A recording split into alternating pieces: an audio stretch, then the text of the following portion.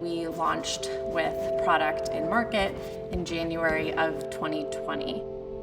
We had imagined doing events and concerts and selling in restaurants. All of that disappeared overnight. We found ourselves with about 40,000 cans of wine and no way to get them out there. My background is actually not in wine. I was previously in healthcare and consulting. I worked in corporate strategy and corporate development. I worked in marketing in San Francisco. I did get burnt out in technology and wanted to do something different. While at Stanford, I met my now co-founder and best friend, Sarah. I had asked her to be my partner for this class, Startup Garage, to explore the canned wine idea because she was the smartest person that I knew. We spent 6 months meeting with wineries, ideating on our concept and our business model. What this allowed us to do was pressure test our ideas and start to build up a network in wine in the startup ecosystem. It was roughly 6 months later when we were first connected to now our third co-founder, Zoe. Through the GSB network, I was introduced to Sarah and Kendra. As soon as we started working together, we knew that Zoe needed to be a part of our team. Now the three of us really are inseparable.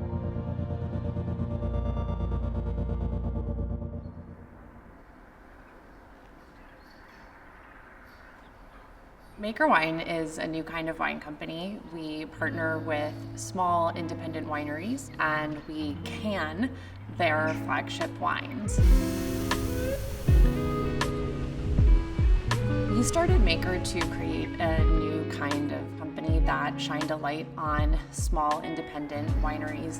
They are farmers and artists and scientists, not marketers and salespeople or distributors. We're working very hard to keep the little guys alive so that we always get to experience this amazing craft. And then we started to think about what type of experience was missing as millennial wine lovers and wine consumers ourselves. And that's when we really had the aha moment with cans.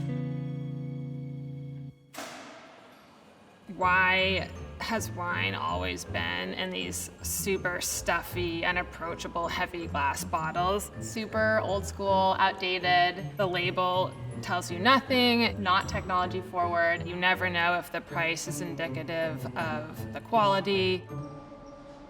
I have a passion and background in the craft beer industry and saw cans really take over that industry because of the sustainability benefits.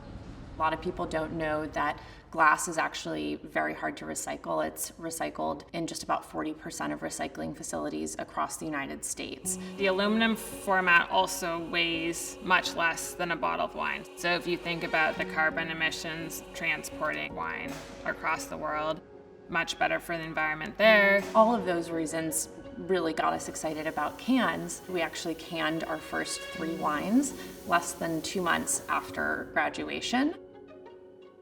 It was a wild time to launch a company. We really had to get creative in how we launched a new type of wine product during a global pandemic. And candidly, the GSB and greater Stanford community was a huge part of what helped us make that happen.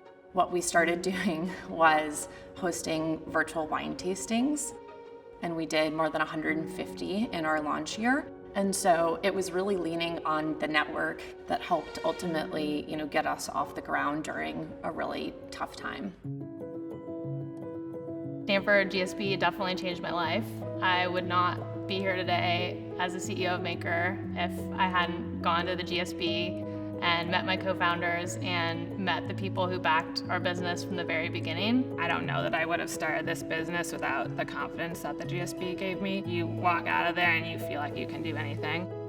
I chose the GSB because I wanted to be in a community of people with not only business smarts, but that were really conscientious humans. Everyone that I met that went to GSB was passionate, excited, doing something really unique. I wanted to be around those people and be inspired to build something great too.